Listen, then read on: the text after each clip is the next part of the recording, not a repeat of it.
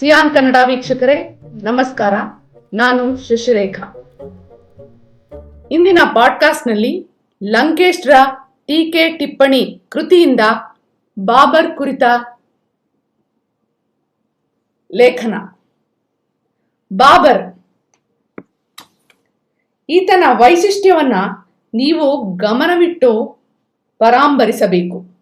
ನಮ್ಮಲ್ಲಿ ಆತ್ಮಚರಿತ್ರೆ ಬರೆಯಬೇಕೆನ್ನುವವರು ಅಥವಾ ಜೀವನ ಚರಿತ್ರೆ ಬರೆಯಬೇಕೆನ್ನುವವರು ಈ 90 ಪುಟಗಳ ಈತನ ಆತ್ಮಚರಿತ್ರೆ ಯಾವ ಕಾರಣಕ್ಕೆ ಇಷ್ಟೊಂದು ಚೆನ್ನಾಗಿದೆ ಅಂತ ನೋಡಬೇಕು. ಇದನ್ನು ಬರೆದವರು ಬಾಬರ್, ಮೊಘಲರ ಮೊದಲ ದೊರೆ. ಬಾಬರಿ ಮಸೀದಿ ಈಗ ಸುದ್ದಿಯಲ್ಲಿದೆ. ಅಯೋಧ್ಯೆಯಲ್ಲಿ ಬಾಬರಿ ಮಸೀದಿ ಕಟ್ಟಿದವನು ಈತ. ಯುದ್ಧ ಈಗ ಎಲ್ಲರ ಮನಸ್ಸು ತುಂಬಿದೆ. ಬಾಬರ್ ಇಡೀ ಬದುಕನ್ನು ಯುದ್ಧದಲ್ಲಿ ಕಳೆದು 2 ವರ್ಷ ರಂಜಾನ್ ಹಬ್ಬವನ್ನು ಒಂದೇ ಸ್ಥಳದಲ್ಲಿ ಮಾಡಲಾಗದಷ್ಟು ಪುರುಸೊತ್ತಿಲ್ಲದ ಬದುಕನ್ನ ಬದುಕಿದವನು. ನಾನು ಇಂಟರ್ಮೀಡಿಯೇಟ್ ನಲ್ಲಿ ಕಲಿಯುತ್ತಿದ್ದಾಗ ಓದಿದ್ದ ಪುಸ್ತಕ ಈ ಬಾಬರ್ ನಾಮ ಅಥವಾ ದಿಲ್ಲೀಶ್ವರನ ದಿನಚರಿ. ಮೊನ್ನೆ ಓದುತ್ತಾ ಈ ಪುಸ್ತಕದ ತೇಜಸ್ಸು ನನ್ನನ್ನು ಮುತ್ತಿತು. ನನ್ನ ಕುತೂಹಲ ಕೆರಳಿಸಿದ ಒಂದು ಭಾಗದಿಂದ ಈ ಟಿಪ್ಪಣಿ ಪ್ರಾರಂಭಿಸುತ್ತಿದ್ದೇನೆ. ಬಾಬರ್ ಆಳುವವರ ಕುಲಕ್ಕೆ ಸೇರಿದವನು. ಚಿಕ್ಕಂದಿನಲ್ಲಿಯೇ ಯುದ್ಧ ಮಾಡಬೇಕಾಗಿ ಬಂದು ಸೈನ್ಯ ಕಟ್ಟಿ ತನ್ನ ರಾಜ್ಯ ರಕ್ಷಿಸಿಕೊಳ್ಳುತ್ತಲೇ ನೆರೆ ರಾಜ್ಯ ಗೆಲ್ಲಲು ಯತ್ನಿಸಿ ಸಾಮರ್ಖಂಡ್ಗೆ ಅನೇಕ ಸಲ ಮುತ್ತಿಗೆ ಹಾಕಿ ಸೋತು ಕೊನೆಗೆ ಕಾಬೂಲ್ ಪ್ರದೇಶವನ್ನು ಗೆದ್ದುಕೊಂಡು ಆಳುತ್ತಿದ್ದವನು. ಆಗ ಈತ 24ರ ಹುಡುಗ, ಕವಿ, ಗದ್ಯಕಾರ, ಸೇನಾನಿ, ಹಾಗೆಯೇ ಬದುಕಿನ ಬಗ್ಗೆ ಅಪಾರ ಕುತೂಹಲ, ವ್ಯಾಮೋಹವುಳ್ಳವನು. ಒಮ್ಮೆ ಈತನ ನೆರೆರಾಜ್ಯವಾದ ಹೀರತ್ನಿಂದ ಬಾಬರ್ಗೆ ಆಹ್ವಾನ ಬರುತ್ತದೆ. ಅಂದಿನವರೆಗೆ ದೊರೆಯಾಗಿದ್ದ ಹುಸೇನ್ ಶಾ ಮಡಿದಿದ್ದಾನೆ. ಅವನ ಚಿಕ್ಕ ಮಿರ್ಜಾ, ದೊಡ್ಡ ಮಿರ್ಜಾ ಎಂಬ ಮಕ್ಕಳಿಬ್ಬರು ಜಂಟಿ ರಾಜರಾಗಿದ್ದಾರೆ. ಇಡೀ ಜಗತ್ತಿನಲ್ಲಿ ಮೊದಲ ಬಾರಿಗೆ ಜಂಟಿ ದೊರೆಗಳಾದ ದಡ್ಡರು ಎಂದು ಬಾಬರ್ ಹೇಳುತ್ತಾನೆ.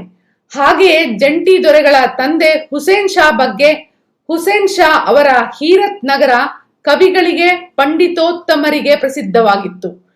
ಕಾಲು ನೀಡಿದರೆ ಕವಿಗೆ ತಾಗುತ್ತದೆ ಎಂಬುದು ಅಲ್ಲಿಯ ಗಾದೆ ಮಾತು. ಹುಸೇನ್ ಶಾ ಕೂಡ ಕವಿ, ಆದರೆ ಅವರಿಗೆ ಉತ್ಸಾಹ ಹೆಚ್ಚು, ಪ್ರತಿಭೆ ಕಡಿಮೆ, ಆಸೆ ಹೆಚ್ಚು, ಬುದ್ಧಿ ಸಾಲದು. ಎಲ್ಲ ಕವನಗಳು ಒಂದೇ ಸಮ, ಕೊಂಚ ಸಪ್ಪೆ. ಹೀರತ್ನ ಆಹ್ವಾನ ಸ್ವೀಕರಿಸಿದ ಬಾಬರ್ ಚಿಕ್ಕ ಮಿರ್ಜಾ, ದೊಡ್ಡ ಮಿರ್ಜಾನ ಅತಿಥಿಯಾಗುತ್ತಾನೆ. ಮಿರ್ಜಾಗಳಿಬ್ಬರು ಮೋಜಿನ ಜೀವನದ ಸೋಮಾರಿಗಳು. ಒಂದು ಸಂಜೆ ಬಾಬರ್ನನ್ನು ಮದ್ಯಗೋಷ್ಠಿಗೆ ಕರೆದೊಯ್ಯುತ್ತಾರೆ. ಬಾಬರ್ ಇಲ್ಲಿಯವರೆಗೆ ಕುಡಿದಿಲ್ಲ. ಕುಡಿಯುವ ಬಗ್ಗೆ ಕುತೂಹಲ ಅಪಾರವಾಗಿದೆ. ಆದರೆ ಮಿರ್ಜಾಗಳ ಜೊತೆಗೆ ಆರಂಭಿಸಲು ಇಷ್ಟವಿಲ್ಲ. ಅದು ಮರ್ಯಾದೆಯ ಪ್ರಶ್ನೆ. ಬಾಬರ್ ಮಾತಿನಲ್ಲೇ ಕೇಳಿ. ಒಂದು ದಿನ ಮಿರ್ಜಾ ಅವರು ನನ್ನನ್ನು ಉದ್ಯಾನವನಕ್ಕೆ ಬರಮಾಡಿಕೊಂಡರು. ಅಲ್ಲಿ ರಮ್ಯವಾದ ಮಂಟಪದಲ್ಲಿ ಆಗಲೇ ಅನೇಕರು ಸೇರಿದ್ದರು. ಅವರೆಲ್ಲರೂ ಲೀಲಾಜಾಲವಾಗಿ ಮದ್ಯಪಾನ ಮಾಡುತ್ತಿದ್ದರು. ಕೆಲವರು ಪ್ರಜ್ಞೆ ತಪ್ಪಿ ಹುಚ್ಚಾಗಿ ಕುಣಿದಾಡುತ್ತಿದ್ದರು. ನನ್ನನ್ನು ತಮ್ಮ ಗುಂಪಿಗೆಳೆದುಕೊಳ್ಳಬೇಕೆಂದು ಮಿರ್ಜಾರವರ ಅಭಿಪ್ರಾಯವಿದ್ದಂತೆ ತೋರಿತು. ಅಂದಿನವರೆಗೂ ನಾನು ಆ ಪಾಪ ಮಾಡಿರಲಿಲ್ಲ. ಮದ್ಯಪಾನದ ಆನಂದ ಸವಿದಿರಲಿಲ್ಲ. ಆದ್ದರಿಂದ ಅವರು ಕುಡಿಯುವ ಮಾತೆತ್ತಿದರೆ, ತುಟಿ ಮಿಟುಕಿಸಿದರೆ ಕುಡಿದು ನೋಡೇ ಬಿಡೋಣ ಎಂದು ನಾನು ಸಂಕಲ್ಪ ಮಾಡಿಕೊಂಡಿದ್ದೆ. ಎಷ್ಟು ದಿನ ಶಾಸ್ತ್ರ ಆಚಾರಗಳಿಗೆ ಕಟ್ಟು ಬಿದ್ದು ನರಳುವುದು? ಹುಡುಗತನದಲ್ಲಿ ಅವಕಾಶವಿರಲಿಲ್ಲ, ತಿಳಿಯದು. ಆಸಕ್ತಿ ಮೂಡುವುದರೊಳಗೆ ಆಚಾರ ಅಡ್ಡ ಬಂತು. ಆ ದಿನ ಆ ಮನೋಹರವಾದ ಉದ್ಯಾನವನದಲ್ಲಿ, ರಮ್ಯ ಸನ್ನಿವೇಶದಲ್ಲಿ, ಆ ಉನ್ಮತ್ತರ ಗುಂಪಿನಲ್ಲಿ ನನ್ನ ವ್ರತವನ್ನು ಮುರಿದು ಮೂಲೆಗೆ ಹಾಕಲು ತೀರ್ಮಾನಿಸಿದೆ. ಆದರೆ ಈಗ ಇನ್ನೊಂದು ಸಂಗತಿ ಹೊಳೆಯಿತು. ನನ್ನ ಯೋಚನೆ ಎಂತಹ ಅವಿವೇಕತನ! ಮನಸ್ಸು ಕೊಂಚ ಅಳುಕಿತು. ಪಕ್ಕದಲ್ಲಿದ್ದವರಿಗೆ ನನ್ನ ಕಳವಳವನ್ನು ಹೇಳಿದೆ. ಅವರು ಹೌದು, ಮೊತ್ತ ಮೊದಲು ಇಲ್ಲಿ ಪ್ರಾರಂಭಿಸುವುದು ಮರ್ಯಾದೆಯಲ್ಲ ಎಂದು ಬಿಟ್ಟರು. ಒಬ್ಬರೂ ಉತ್ತೇಜನ ಕೊಡಲಿಲ್ಲ. ನನ್ನ ಮನಸ್ಸಿನ ಬಿಗಿತ ಸಡಿಲವಾದ ಸಮಾಚಾರವನ್ನು ಯಾರೋ ನನ್ನ ಅನುಯಾಯಿ ಕಾಸಿಂ ಬೇಗನ್ಗೆ ಹಾಕಿದರು.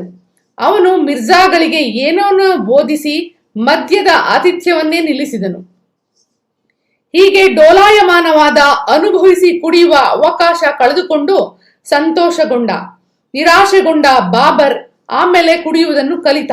ವ್ಯಾಮೋಹಿ ಕವಿ ಬಾಬರ್ ಕುಡಿಯಲು ಪ್ರಾರಂಭಿಸಿದೊಡನೆ ಮದ್ಯಪಾನದ ಸೊಗಸನ್ನೆಲ್ಲ ಅನುಭವಿಸಿದ. ಕುಡಿದು ಕಾವ್ಯ ಬರೆದ, ಕುಡಿದು ಪ್ರಕೃತಿಯ ಸೊಬಗನ್ನೆಲ್ಲ ಸವಿದ. ಒಂದು ದಿನ ಸಂಜೆ ಕುಡಿಯುವ ಆಶೆಯಾಗಿ ಕಾಬೂಲ್ನ ತನ್ನ ಅರಮನೆಯಿಂದ ಅಂಗರಕ್ಷಕನೊಬ್ಬನ ಜೊತೆ ಹೊರಟು ಆ ಅಂಗರಕ್ಷಕನನ್ನು ಹಿಂದಕ್ಕೆ ಕಳಿಸಿ ಬಾಬರ್ ಮಾತಿನಲ್ಲೇ ಕೇಳಿ ಒಬ್ಬನೇ ಮುಲ್ಲಾ ಸಾಬಿಯ ಸೇತುವೆಯನ್ನು ಹಾಯ್ದು ಅಂಗಡಿ ಬೀದಿಯ ಹಿಂದುಗಡೆ ಗಲ್ಲಿಯಲ್ಲಿದ್ದ ತರ್ಜಿ ಬೇಗನ ಮನೆಗೆ ನುಗ್ಗಿದ. ನನ್ನನ್ನು ಕಾಣುತ್ತಲೇ ಆತನು ಓಡಿ ಬಂದನು.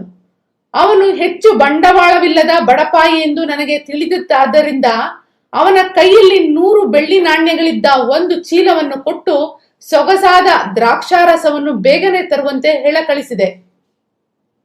ಕಟ್ಟುನಿಟ್ಟಿಲ್ಲದೆ ಗುಟ್ಟಾಗಿ ಒಂದು ದಿನ ಚೆನ್ನಾಗಿ ಮದ್ಯಪಾನ ಮಾಡಬೇಕೆಂದು ನನಗೆ ಬಹುದಿನಗಳಿಂದಲೂ ಆಸೆ ಇತ್ತು. ಅದಕ್ಕಾಗಿ ಆ ರಾತ್ರಿಯೆಲ್ಲವೂ ಅವನ ಮನೆಯಲ್ಲೇ ಇದ್ದು ಬಿಡೋಣವೆಂದು ತೀರ್ಮಾನಿಸಿದ್ದೆ. ನಾನು ತರ್ದಿ ಬೇಗನು ಒಂದಾದ ಮೇಲೊಂದರಂತೆ ತೂರಾಡಿಕೊಂಡು ಕುಡಿದೆವು. ಅಷ್ಟು ಹೊತ್ತಿಗೆ ತರ್ದಿ ಬೇಗನು ತುಂಬಾ ಮದ್ಯ ತಂದ ಸಮಾಚಾರವು ಹೇಗೋ ಇತರರ ಕಿವಿಗೆ ಬಿದ್ದು ನಾನು ಅವನ ಮನೆಯಲ್ಲಿರುವುದು ತಿಳಿಯದೆ ಅನೇಕ ಸ್ನೇಹಿತರು ಒಬ್ಬೊಬ್ಬರಾಗಿ ಬಂದು ಒಳನುಗ್ಗಿದರು. ನಾವು ಅವರನ್ನೂ ಸೇರಿಸಿ ಕುಡಿದೆವು. ಅಷ್ಟರಲ್ಲಿ ಉಲ್ಹನ್ ಅನೀಗಾ ಎಂಬ ಕುಡಿಯುವ ಹುಡುಗಿ ಅಲ್ಲೇ ಇರುವುದಾಗಿ ತಿಳಿಸಿದರು. ಹೆಂಗಸರು ಕುಡಿಯುವುದನ್ನು ಬಾಬರ್ ನೋಡಿರಲಿಲ್ಲ. ಅವಳು ಬರಲಿ ಅಂದ. ಆದರೆ ಆಕೆ ಬರುವಷ್ಟರಲ್ಲಿ ಉಲ್ಹನ್ ಅನೀಗಾ ಮೆಲ್ಲಗೆ ನನ್ನ ಕೊಠಡಿಯೊಳಗೆ ಬಂದಳು. ಇದೆಲ್ಲಿಯ ಶನಿ, ಇದು ಹೇಗೆ ತಾನೇ ತಪ್ಪಿಸಿಕೊಳ್ಳಲಿ ಎಂದು ಯೋಚಿಸಿ ಪ್ರಜ್ಞೆ ತಪ್ಪಿ ಬಿದ್ದವನ ಹಾಗೆ ನಟಿಸಿದೆ. ಸುಮ್ಮನೆ ನೆಲದ ಮೇಲೆ ಮೈ ಮೇಲೆ ಜ್ಞಾನವೇ ಇಲ್ಲದವನ ಹಾಗೆ ಬಿದ್ದುಕೊಂಡೆ. ಆಗ ಅವಳು ತಾನಾಗಿಯೇ ತೊಲಗಿದಳು. ಬೆಳಗ್ಗೆ ಎದ್ದು ನಾನು ಅರಮನೆಗೆ ಹಿಂದಿರುಗುವಾಗ ಪಾದಶಾಹಿ ಬಾಗ್ ಎಂಬ ಉದ್ಯಾನವನದಲ್ಲಿ ಒಂದು ಸಣ್ಣ ಸೇಬಿನ ಗಿಡವು ನೋಡುವುದಕ್ಕೆ ಅತ್ಯಂತ ಮನೋಹರವಾಗಿತ್ತು. ಶರತ್ಕಾಲವಾದ್ದರಿಂದ ಅದರ ಎಲೆಗಳು ಉದುರಿ ಹೋಗಿದ್ದವು. ಅಲ್ಲಲ್ಲಿ ಕೆಲವು ಇನ್ನೂ ತಾಯಿಯನ್ನ ಅಗಲದೆ ಬಿಗಿದಪ್ಪಿಕೊಂಡು ಗಾಳಿಗೆ ಹೆದರಿ ನಡುಗುತ್ತಿದ್ದವು. ಒಂದೊಂದು ಕೊಂಬೆಗೆ 5-6 ಎಲೆಗಳು ಅಷ್ಟೇ. ಎಲ್ಲವೂ ಹಳದಿ ಬಣ್ಣದ್ದು. ಯಾವ ಚಿತ್ರಕಾರನಿಗೂ ಆ ಗಿಡದ ಆಗಿನ ಸೊಬಗನ್ನು ಬಣ್ಣದಲ್ಲಿ ಬರೆದಿಡಲಾಗುತ್ತಿರಲಿಲ್ಲ. ಇದು ಬಾಬರನ ಒಂದು ಮುಖ ಮಾತ್ರ. ಯುದ್ಧದಲ್ಲಿ ಗೆಲ್ಲುವುದು ಮತ್ತು ಆಳುವುದೋ ಆತನ ಕರ್ಮವಾಗಿರುವಾಗ ಕೇವಲ ಹುಲುಮಾನವನಾಗಿಯೇ ಸಜ್ಜನನು, ವಿವೇಕಿಯೂ, ಜಾಣನು, ತಂತ್ರಜ್ಞನೂ ಆಗಿರಬೇಕಾಯಿತು. ಒಂದು ರಾಜ್ಯ ಗೆದ್ದೊಡನೆ ಬಾಬರ್ ನೋಡುವುದು ಆ ರಾಜ್ಯದ ಜನರ ಮೈಕಟ್ಟು, ಆರೋಗ್ಯ, ಅವರ ಭೂಮಿಯ ಸಾರ, ಸೌಂದರ್ಯವನ್ನು ಅವರ ರಾಜ್ಯದ ಕವಿಗಳು, ಪ್ರಕೃತಿ, ಫಲ, ಪುಷ್ಪ, ಪ್ರಾಣಿಗಳನ್ನು ಇದನ್ನೆಲ್ಲ ನೋಡಿದ ಮೇಲೆ ಭೂಗಂಧಾಯ ವಿಧಿಸುವುದು, ಅದನ್ನು ಸಂಗ್ರಹಿಸುವುದು ಅವನ ವಾಡಿಕೆ. ಆದ್ದರಿಂದಲೇ ಬಾಬರ್ನನ್ನ ಕಂಡರೆ ಜನಕ್ಕೆ ಪ್ರೀತಿ ಹೆಚ್ಚು. ಈ ಪ್ರೀತಿಯ ಮಿತಿ ಕೂಡ ಅವನಿಗೆ ಗೊತ್ತಿತ್ತು. ಒಮ್ಮೆ ಆತನ ಅತ್ಯಂತ ನಿಕಟವರ್ತಿಯಾದ ಸೇನಾನಿಯೊಬ್ಬ ಬಾಬರ್ನನ್ನು ನಿರ್ಲಕ್ಷ್ಯದಿಂದ ಕಾಣತೊಡಗಿದ. ತನ್ನ ಮನೆ ಎದುರು ಡೋಲು ಹೊಡೆಸುತ್ತಾ ಜನರ ಮೇಲೆ ದಬ್ಬಾಳಿಕೆ ನಡೆಸತೊಡಗಿದ. ಬಾಬರ್ ಅವನ ಉದ್ದಟತನವನ್ನು ಸ್ವಲ್ಪ ಕಾಲ ಸಹಿಸಿದ. ಆತನ ವರ್ತನೆ ಮಿತಿಮೀರಿತು ಅನ್ನಿಸಿದಾಗ ಅವನನ್ನು ಕರೆಸಿ ವಿಚಾರಿಸಿದ. ತಾವು ನನ್ನ 9 ತಪ್ಪುಗಳನ್ನು ಕ್ಷಮಿಸುವುದಾಗಿ ಹೇಳಿದ್ದೀರಿ ಅಂದ ಆ ಉದ್ದಟ. ಬಾಬರ್ ಹೇಳಿದ, ಆಗಲೇ 11 ಆಗಿವೆ. ಆತನ ಮುಖ ವಿವರಣವಾಯಿತು. ನಿನ್ನನ್ನು ಹಿಂದೂಸ್ತಾನಕ್ಕೆ ಗಡೀಪಾರು ಮಾಡಿದ್ದೇನೆ ಎಂದು ಹೇಳಿ ಅಟ್ಟಿದ. ದಾರಿಯಲ್ಲಿ ಆತ ದರೋಡೆಕೋರರಿಂದ ಹತನಾದ. ಇನ್ನೊಮ್ಮೆ ಬಾಬರ್ ದಿಲ್ಲಿಯನ್ನು ಜಯಿಸಿದ ಮೇಲೆ ತನ್ನ ಅನುಯಾಯಿಗಳ ವಿಚಿತ್ರ ವರ್ತನೆ ಗಮನಿಸಿದ.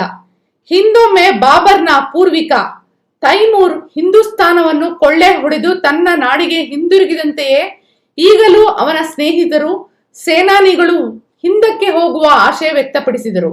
ಬಾಬರ್ ಆಗಲೇ ಹಿಂದೂಸ್ತಾನವನ್ನು ಪ್ರೀತಿಸತೊಡಗಿದ್ದ. ಅರ್ಧ ಮನಸ್ಸು ತನ್ನ ಕಾಬೂಲ್ ಕಡೆಗೆ ಹಿಂದಿರುಗಿ ಅಲ್ಲಿಯ ಕರಂಜಿ, ಕಲ್ಲಂಗಡಿ, ದ್ರಾಕ್ಷಿಯನ್ನು ಅನುಭವಿಸಲು ಒತ್ತಾಯಿಸುತ್ತಿದ್ದರೆ, ಇನ್ನರ್ಧ ಮನಸ್ಸು ಭಾರತದ ಒಳ್ಳೆಯ ಜನ, ಸುಂದರ ನವಿಲು, ಮಾವಿನ ಹಣ್ಣು ಮುಂತಾದವುಗಳನ್ನು ಬಿಟ್ಟು ಹೋಗಲು ಹಿಂಜರಿಯುತ್ತಿತ್ತು. ಭಾರತದಲ್ಲೇ ಇರಲು ತೀರ್ಮಾನಿಸಿ ತನ್ನ ಸೈನಿಕರು ಸ್ನೇಹಿತರಿಗೆ ತನ್ನೊಂದಿಗೆ ಇರಲು ಬಗೆ ಬಗೆಯಾಗಿ ಕೇಳಿಕೊಂಡ.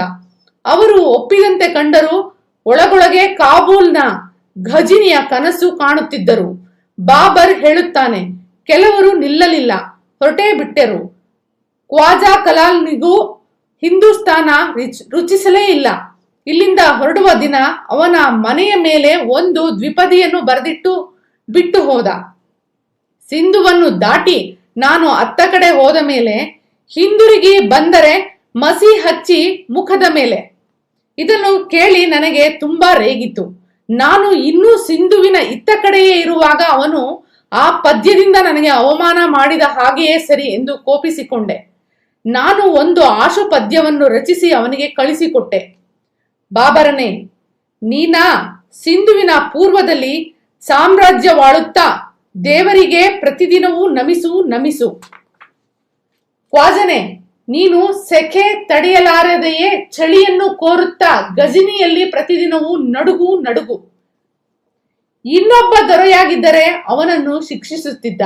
ಬಾಬರ್ ಕವಿ, ಬದುಕಿನ ಗುಣ ದೋಷಗಳನ್ನು ಬಲ್ಲವನು, ಸಮರ್ಥ ಸೈನಿಕನಾಗಿದ್ದ. ಬಾಬರ್ ಅಪ್ರತಿಮ ಸೇನಾನಿಯಾಗಿದ್ದ. ರೂಮಿ ಶೈಲಿಯಲ್ಲಿ ಫಿರಂಗಿ ದಳ, ಕತ್ತಿದಳದ ವ್ಯೂಹವನ್ನೇ ರಚಿಸಿ ತನ್ನ 1000 ಸೈನಿಕರೊಂದಿಗೆ ಲಕ್ಷಾಂತರ ಸೈನಿಕರ ದಿಲ್ಲಿಯ ಸುಲ್ತಾನರನ್ನು ಧೂಳಿಪಟ ಮಾಡಿದ್ದ. ಬಾಬರ್ಗೆ ನೆರವಾಗಿದ್ದು ಆತನ ಸಾಮಾನ್ಯತೆ, ವ್ಯವಹಾರ ಜ್ಞಾನ ಮತ್ತು ಛಲ. ಈ ಆತ್ಮಚರಿತ್ರೆಯಲ್ಲಿ ಈತನ ಆತ್ಮಜ್ಞಾನ ಮತ್ತು ವಾಸ್ತವ ಪ್ರಜ್ಞೆ ತೋರುವ ಅನೇಕ ಘಟನೆಗಳಿವೆ. ಹಿಂದೂಸ್ತಾನಕ್ಕೆ ಬರುವ ಮುನ್ನ ಬಾಬರ್ ಅನೇಕ ದುಷ್ಟರೊಂದಿಗೆ ಹೋರಾಡಿದ್ದ. ಅವರಲ್ಲಿ ಒಬ್ಬ ತಂಬಲ ಎನ್ನುವವನು. ಈ ತಂಬಲನಿಗೆ ಬಾಬರ್ ಕಂಡ್ರೆ ಆಗದು. ಬಾಬರ್ನನ್ನು ಮುಗಿಸು ಬಿಡಲು ಒಂದು ದಿನ ತಂಬಲ ಆತನನ್ನು ದ್ವಂದ್ವ ಯುದ್ಧಕ್ಕೆ ಕರೆದ. ಬಾಬರ್ ಶೂರನೆಂದು ಹೆಸರು ಮಾಡಿದ್ದರಿಂದ ಒಪ್ಪಿಕೊಳ್ಳಲೇಬೇಕಾಯಿತು. ದ್ವಂದ್ವ ಯುದ್ಧ ಶುರುವಾಯಿತು. ಇಬ್ಬರು ಕುದುರೆಯ ಮೇಲೆ ಕೂತು ಹೋರಾಡಬೇಕಾಗಿತ್ತು. ತಂಬಲ ಮೊದಲ ಕ್ಷಣದಲ್ಲೇ ಬಾಬರ್ನ ತಲೆಗೆ ಕತ್ತಿಯಿಂದ ಬಾರಿಸಿದ. ಆದರೆ ನನಗೆ ಒಂದು ಕಬ್ಬಿಣದ ಟೋಪಿ ಇದ್ದುದರಿಂದ ಹೆಚ್ಚು ಪೆಟ್ಟಾಗ್ಲಿಲ್ಲ. ಆದರೂ ತಲೆ ಗಿರ್ರನೆ ತಿರುಗತೊಡಗಿತು. ತಂಬಲನ ಕೈಯಲ್ಲಿ ಆ ದಿನವಿದ್ದ ಕತ್ತಿಯನ್ನು ನಾನೇ ಸನ್ಮಾನಿಸಿದ್ದು. ಇದಲ್ಲವೇ ವಿಧಿವಿಲಾಸ. ನಾನು ಕೋಪದಿಂದ ಕಂಗೆಟ್ಟೆನು. ಏನು ಮಾಡುವುದೆಂದು ತೋಚದೆ ಕುದುರೆಯನ್ನು ಹಿಂದಕ್ಕೆ ತಿರುಗಿಸಿ ಹತ್ತಿರವಿದ್ದ ಒಂದು ಕಾಲುವೆಯನ್ನು ದಾಟಿ ಬಂದ ಗಂಡಾಂತರದಿಂದ ತಪ್ಪಿಸಿಕೊಂಡೆ ಎಂದು ಬರೆಯುತ್ತಾನೆ ಬಾಬರ್. ಹೇಡಿಯಂತೆ ತಲೆ ತಪ್ಪಿಸಿಕೊಂಡಿದ್ದನ್ನು ಬರೆಯುವ ಸತ್ಯನಿಷ್ಠೆಯ ಬಾಬರ್ ತಾನು ಚಿತ್ತೂರು ರಾಜ್ಯದ ರಾಣಾ ಸಿಂಗ್ನ ಲಕ್ಷಾಂತರ ಸೈನಿಕರ ಸೈನ್ಯವನ್ನು ಚಿಂದಿ ಮಾಡುವ ಮುನ್ನ ಮಾಡಿದ್ದರ ಬಗ್ಗೆಯೂ ಬರೆಯುತ್ತಾನೆ. ಹಿಂದಿನ ರಾತ್ರಿ ಮದ್ಯಪಾನ ಮಾಡಿದ್ದ ಬಾಬರ್ ಈಗ ತನ್ನ ಸಣ್ಣ ಸೈನ್ಯದೊಂದಿಗೆ ರಾಣಾ ಸಿಂಗನ ಭೀಕರ ಸೈನ್ಯವನ್ನು ಎದುರಿಸಬೇಕಾಗಿದೆ. ಆತನ ಸೈನಿಕರು ಹೆದರಿಕೊಂಡಿದ್ದಾರೆ. ಅಲ್ಲಿಗೆ ವಕ್ಕರಿಸಿದ್ದ ಮಹಮ್ಮದ್ ಶರೀಫ್ ಎಂಬ ಜ್ಯೋತಿಷಿ ಗೆಲ್ಲುವುದು ಸಾಧ್ಯವಿಲ್ಲ ಎಂದು ಹೇಳಿ ಎಲ್ಲರಲ್ಲೂ ಭಯ ಹುಟ್ಟಿಸಿದ್ದಾನೆ. ಬೆಳಕು ಹರಿಯುವ ಮುನ್ನ ತನ್ನ ಸೈನ್ಯದ ಸುತ್ತ ಅಡ್ಡಾಡತೊಡಗಿದ ಬಾಬರ್ನ ಒಳದನಿಯೊಂದು ಹೊರಡುತ್ತದೆ. ತನ್ನ ಲೋಲುಪ್ತ ಜೀವನದ ಬಗ್ಗೆ ವ್ಯಸನ ಪಟ್ಟಿಕೊಂಡು ಮದ್ಯಪಾನ ತ್ಯಜಿಸಲು ನಿರ್ಧರಿಸುತ್ತಾನೆ. ತನ್ನ ಡೇರೆಗೆ ಬಂದು ಮದ್ಯಪಾನದ ಪಾತ್ರೆಗಳನ್ನೆಲ್ಲ ಎಸೆಯುತ್ತಾನೆ. ತನ್ನ ಸೈನಿಕರಲ್ಲಿ ಧೈರ್ಯ ತುಂಬುತ್ತಾನೆ. ಯುದ್ಧದಲ್ಲಿ ಗೆಲ್ಲುತ್ತಾನೆ. ಜ್ಯೋತಿಷಿಯನ್ನು ಗೇಲಿ ಮಾಡುತ್ತಾನೆ. ತನ್ನ ಬದುಕಿನ 40ನೇ ವರ್ಷಕ್ಕೆ ಮದ್ಯಪಾನ ನಿಲ್ಲಿಸುವುದಾಗಿ ತೀರ್ಮಾನಿಸಿದ್ದ ಬಾಬರ್ ಆಗ ನಿಲ್ಲಿಸಿರಲಿಲ್ಲ. ಈಗ ನಿಲ್ಲಿಸಿದ್ದಾನೆ. ಇಷ್ಟರಲ್ಲಿ ತನ್ನ ಮಗ ಹುಮಾಯೂನನ್ನು ಅಫ್ಘಾನಿಸ್ತಾನಕ್ಕೆ ಯುದ್ಧ ಮಾಡಿ ಶತ್ರುಗಳನ್ನು ಸೆರೆ ಹಿಡಿಯಲು ಕಳಿಸಿದ್ದಾನೆ. ಆದರೆ ಹುಮಾಯೂನ್ ಸ್ವಲ್ಪ ಮೆದು ಸ್ವಭಾವದವನು. ಅಪ್ಪನ ಜಿಗುಟು, ಕೋಮಲತೆ, ದಿಟ್ಟತನದ ಸಮ್ಮಿಶ್ರ ಗುಣ ಪಡೆಯದೇ ಇರುವವನು. ಅವನು ಬಾಬರ್ಗೆ ನಿನ್ನನ್ನು ನೋಡಲು ಆಸೆಯಾಗಿದೆ ಎಂದು ಬರೆಯುತ್ತಾನೆ. ಅಫ್ಘಾನಿಸ್ತಾನದ ವಿದ್ಯಮಾನಗಳನ್ನು ವಿವರಿಸುತ್ತಾನೆ. ಬಾಬರ್ ವಿಷಯ ತಿಳಿದುಕೊಂಡು ಹುಮಾಯೂನನಿಗೆ ಹಿತವಚನ ಬರೆದು ಕಳಿಸುತ್ತಾನೆ. ನನ್ನ ಆಜ್ಞೆಯ ಮೇರೆಗೆ ನೀನು ಕಾಗದ ಬರೆದಿರುವುದೇನೋ ಸರಿ, ಆದರೆ ಅದನ್ನು ಕಳಿಸುವ ಮೊದಲು ಇನ್ನೊಂದಾವರ್ತಿ ಓದಿದ್ರೆ ಚೆನ್ನಾಗಿತ್ತು. ಈಗ ನಿನ್ನ ಕಾಗದವನ್ನು ತುಂಬಾ ಕಷ್ಟಪಟ್ಟರೆ ಓದಬಹುದಾದರೂ ಅಲ್ಲಲ್ಲಿ ಅರ್ಥವೇ ಆಗುವುದಿಲ್ಲ. ಗದ್ಯದಲ್ಲೂ ಇಂಥ ಒಗಟು ಅನ್ಯೋಕ್ತಿಗಳುಂಟೆ. ನಿನ್ನ ಲಿಪಿ ಅಷ್ಟು ಅಸ್ಪಷ್ಟವಾಗಿಲ್ಲ. ಅಕ್ಷರವನ್ನು ಕೂಡಿಸುವುದರಲ್ಲಿ ಅಷ್ಟು ತಪ್ಪಿಲ್ಲ. ಆದರೂ ನೀನು ಸರಳವಾದ ಮಾತುಗಳನ್ನು ಉಪಯೋಗಿಸಿಲ್ಲವಾದ್ದರಿಂದ ನಿನ್ನ ಅಭಿಪ್ರಾಯವು ಪದಸರಣಿಯಲ್ಲಿ ಹುದುಗಿಕೊಂಡಿದೆ. ಪ್ರತಿಯೊಂದು ವಿಷಯವನ್ನು ಎಳೆದು ಎಳೆದು ಲಂಬಿಸಿ ಬರೆಯಲು ಪ್ರಯತ್ನಿಸುತ್ತಿದ್ದೀಯೇ. ಇನ್ನು ಮುಂದೆ ಹೀಗೆ ಮಾಡಬೇಡ. ಸರಳವಾದ, ಸ್ಪಷ್ಟವಾದ, ತಿಳಿಯಾದ ಮಾತುಗಳನ್ನೇ ಉಪಯೋಗಿಸು. ಬದುಕಿನ ಯಾವುದೂ ಚಿಕ್ಕದಲ್ಲ, ಯಾವುದೂ ಪೂರ್ತಿ ಗಮನವನ್ನು ಆಕ್ರಮಿಸಿ ಬಿಡುವಷ್ಟು ದೊಡ್ಡದಲ್ಲ ಎಂದು ತಿಳಿದಿದ್ದ ಬಾಬರ್ ಕಾಲುವೆ, ಸಾಲುಮರ, ಸಣ್ಣ ಪುಟ್ಟ ಹೂವು, ಮಾತಾಡುವ ಗಿಳಿಗಳು, ಮೂರ್ಖರ ಮೂಢನಂಬಿಕೆ, ನಂಬಿದವರ ಶೋಷಣೆ ಇದೆಲ್ಲದರ ಬಗ್ಗೆ ಬರೆಯುತ್ತಾನೆ. ಎಷ್ಟು ತಮಾಷೆಯಾಗಿ, ಹಿತವಾಗಿ, ವಾಸ್ತವವನ್ನರಿತು ಬರೆಯುತ್ತಾನೆ. ತನ್ನ ತಪ್ಪುಗಳನ್ನು ಮುಚ್ಚಿಡದೆ, ತನ್ನ ಒಳತೋಟಿಯನ್ನು ಮರೆಮಾಚದೆ ಹುಮಾಯೂನನಿಂದ ಕಾಬೂಲ್ಗೆ ಬರಲು ಆಹ್ವಾನ ಬರುತ್ತದೆ. ರಾಣಾ ಸಿಂಗನೊಂದಿಗೆ ಯುದ್ಧವಾದ ಮೇಲೆ ಮದ್ಯಪಾನ ಬಿಟ್ಟಿರುವ ಬಾಬರ್ಗೆ ಗಜನಿ, ಕಾಬೂಲಿನ ದ್ರಾಕ್ಷಾರಸದ ನೆನಪಾಗುತ್ತದೆ. ಕುಡಿಯುವ ಆಶೆಯಿಂದ ತತ್ತರಿಸುತ್ತಾನೆ. ಮದ್ಯಪಾನದ ಆಸೆ ನನ್ನನ್ನು 2 ವರ್ಷಗಳಿಂದಲೂ ತುಂಬಾ ಪೀಡಿಸಿದೆ. ಎಷ್ಟೋ ಸಾರಿ ನನ್ನ ಪ್ರತಿಜ್ಞೆಗಾಗಿ ನನಗೆ ನಾನೇ ಶಾಪ ಹಾಕಿದ್ದೇನೆ.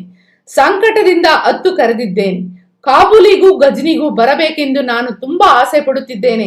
ಇರಲಿ, ಇಲ್ಲಿಯ ಕಾರ್ಯಕಲಾಪಗಳು ಒಂದು ಹದಕ್ಕೆ ಬರುತ್ತಾ ಇವೆ. ಬಂದ ತಕ್ಷಣವೇ ನಾನು ಹೊರಟು ಬಂದು ಬಿಡುತ್ತೇನೆ. ಅಲ್ಲಿಯ ಮನೋಹರ ದೃಶ್ಯಗಳನ್ನು, ವಸ್ತುಗಳನ್ನು ಹೇಗೆ ಮರೆಯಲಾದೀತು. ಮದ್ಯಪಾನ ಮಾಡುವುದಿಲ್ಲವೆಂದು ಪ್ರತಿಜ್ಞೆ ಮಾಡಿರುವ ನನಗಂತೂ ಅಲ್ಲಿಯ ದ್ರಾಕ್ಷಿ ಹಣ್ಣನ್ನಾದರೂ, ಕಲ್ಲಂಗಡಿ ಹಣ್ಣನ್ನಾದರೂ ತಿಂದ್ರೆ ಜೀವನದಲ್ಲಿ ಕೊಂಚ ಸುಖವನ್ನು ಕಾಣಬಹುದೆನ್ನಿಸುತ್ತದೆ ಎಂದು ಬರೆಯುತ್ತಾನೆ ಬಾಬರ್. ಬಾಬರ್ನ ನಿಜವಾದ ಗುಣ ಅರಿಯಲು ಆತನ ನಾಯಕತ್ವ, ಔದಾರ್ಯ, ಮಾನವೀಯತೆ ನೋಡಲೇಬೇಕು. ಮೇಲೆ ಹೇಳಿದ ಮಿರ್ಜಾಗಳ ಹೀರತ್ನಿಂದ ಕಾಬೂಲ್ಗೆ ಹಿಂದಿರುವಾಗ ದಾರಿ ತಪ್ಪುತ್ತದೆ. ಅದು ಚಳಿಗಾಲ. ಸಾವಿನ ದವಡೆಯಲ್ಲಿದ್ದ ಬಾಬರ್ ಮತ್ತು ಅವನ ಪರಿವಾರಕ್ಕೆ ಕಾಡಿನಲ್ಲಿ ಒಂದು ಗುಹೆ ಸಿಗುತ್ತದೆ. ಆ ಗುಹೆಯಲ್ಲಿ ತನ್ನ ಪರಿವಾರದ ಸೈನಿಕರು ರಕ್ಷಣೆ ಪಡೆಯಲಿ ಎಂದು ಬಾಬರ್ ಹೊರಗಡೆಯೇ ಚಳಿಯಲ್ಲಿ ನಿಂತು ನಡುಗುತ್ತಾನೆ. ಬಾಬರ್ ಹಿಂದೂಸ್ತಾನಕ್ಕೆ ದಂಡೆತ್ತಿ ಬರುವ ಕಾತರದಲ್ಲಿರುತ್ತಾನೆ. ಆಗ ಹಿಂದೂಸ್ತಾನ ಶ್ರೀಮಂತ ದೇಶ. ಇಲ್ಲಿಯ ಜನ ಗಜನಿ, ಕಾಬೂಲ್ನೊಂದಿಗೆ ವ್ಯಾಪಾರ ಮಾಡುತ್ತಾರೆ. ಒಂದು ದಿನ ಬಾಬರ್ನ ಸೈನಿಕರು ಹಿಂದೂಸ್ತಾನದಿಂದ ಬಂದ ವರ್ತಕರ ಗಾಡಿಯೊಂದನ್ನು ತಡೆದು ಲೂಟಿ ಮಾಡುತ್ತಾರೆ. ಬಾಬರ್ ಕುಪಿತನಾಗಿ ಅವರನ್ನು ಶಿಕ್ಷಿಸಿ ಎಂಜಲಿಗೆ ಆಸೆ ಪಡಕೂಡದು ಎಂದು ಗರ್ಜಿಸಿ ವರ್ತಕರ ಪ್ರತಿಯೊಂದು ವಸ್ತುವನ್ನು ಅವರಿಗೆ ಹಿಂದಿರುಗಿಸುತ್ತಾನೆ. ಬಾಬರ್ ಕಾಬೂಲ್ ಪ್ರದೇಶದ ಬಗ್ಗೆ ಬರೆಯುತ್ತಾ, ವಿಧ ವಿಧವಾದ ಹಣ್ಣು ಹಂಪಲುಗಳು ಕಾಬೂಲಿನಲ್ಲಿ ಸಿಗುತ್ತವೆ. ದ್ರಾಕ್ಷಿ, ದಾಳಿಂಬೆ, ಸೇಬು, ಬಾದಾಮಿ, ಕಿತ್ತಳೆ, ಹೇರಳೆ, ಎಲ್ಲವೂ ಹೇರಳ. ಇಲ್ಲಿ ಒಂದು ತರಹದ ಉದ್ದುದ ದ್ರಾಕ್ಷಿಯನ್ನು ಬೆಳೆಯುತ್ತಾರೆ. ಅದರ ರಸಕ್ಕೆ ಅಮಲು ಹೆಚ್ಚು. ಆದರೆ ಇದು ಬರಿಯ ಅಂತೆಯ ಮಾತು, ಅನುಭವದ ನುಡಿಯಲ್ಲ. ಕುಡಿಯದವನು ಕುಡಿತವನ್ನು ಹೋಳಿಕೊಂಡು ಕುಣಿದ ಹಾಗೆ ಎಂದು ಗಾದೆ ಕೂಡ ಇದೆ. ಇತರರು ಸ್ತುತಿಸುವುದನ್ನು ಕೇಳಿ ನಾನು ಬರೆದಿದ್ದೇನೆ ಅಷ್ಟೇ. ಆಗಲೇ ಹೇಳಿದಂತೆ ಬಾಬರ್ ಎಂದೂ ಬಿಡುವು ಪಡೆಯದ ವ್ಯಕ್ತಿ. ಆದರೆ ಎಷ್ಟು ಶಿಸ್ತಿನ ಮನುಷ್ಯನೆಂದರೆ ಈತನಿಗೆ ವಿಹಾರಕ್ಕೆ, ಜನಸಾಮಾನ್ಯರೊಂದಿಗೆ ಮಾತನಾಡುವುದಕ್ಕೆ, ಫಿರಂಗಿಯ ಪ್ರಯೋಗಗಳನ್ನು ಪರೀಕ್ಷಿಸುವುದಕ್ಕೆ, ತೋಟದ ಯೋಜನೆಗಳನ್ನು ಸಿದ್ಧಪಡಿಸುವುದಕ್ಕೆ, ಪದ್ಯ ರಚಿಸುವುದಕ್ಕೆ ವೇಳೆ ದೊರೆಯುತ್ತಿತ್ತು. ಬಾಬರ್ ಸತ್ತಾಗ ಆತನಿಗೆ 47 ವರ್ಷ. 1483ರಲ್ಲಿ ಹುಟ್ಟುತ್ತಾನೆ. 1530ರಲ್ಲಿ ಆತನ ಅಂತ್ಯ ಆಗುತ್ತೆ. ತನ್ನ ಪ್ರೀತಿಯ ಮಗ ಹುಮಾಯೂನನಿಗೆ ಅವನು ಜೀವ ಧಾರೆ ಎರೆದ ಕಥೆಯನ್ನು ಮತ್ತೆ ಹೇಳಬೇಕಾಗಿಲ್ಲ. ಆತ್ಮಚರಿತ್ರೆ ಅಥವಾ ಇತರರ ಜೀವನ ಚರಿತ್ರೆ ಬರೆಯುವವರಿಗೆ ಬಾಬರ್ನ ದಿನಚರಿ ಅನೇಕ ಪಾಠ ಕಲಿಸಬಲ್ಲದು. ನಮ್ಮ ಬದುಕಿನ ದಾಖಲೆ ಎಂದರೆ ಅದು ನಮ್ಮನ್ನು ವಸ್ತುನಿಷ್ಠವಾಗಿ, ಸತ್ಯವಾಗಿ, ಮನುಷ್ಯನನ್ನೇ ಆಗಿ ನೋಡಿಕೊಂಡ ದಾಖಲೆ. ಬಾಬರ್ ಗಜನಿಯ ಸಾಮಾನ್ಯರ ಮತ್ತು ಒಂದು ಜನತೆಯ ನಾಯಕನಾಗಿ ತನ್ನನ್ನು ತಾನು ನೋಡಿಕೊಳ್ಳುವುದು ಮನುಷ್ಯನಾಗಿ. ಈತ ತನ್ನ ಆಸೆ, ನೋವು, ನಿರಾಶೆಯನ್ನು ಮರೆಯುವುದಿಲ್ಲ. ಹಾಗೆಯೇ ಈ ಬದುಕಿನ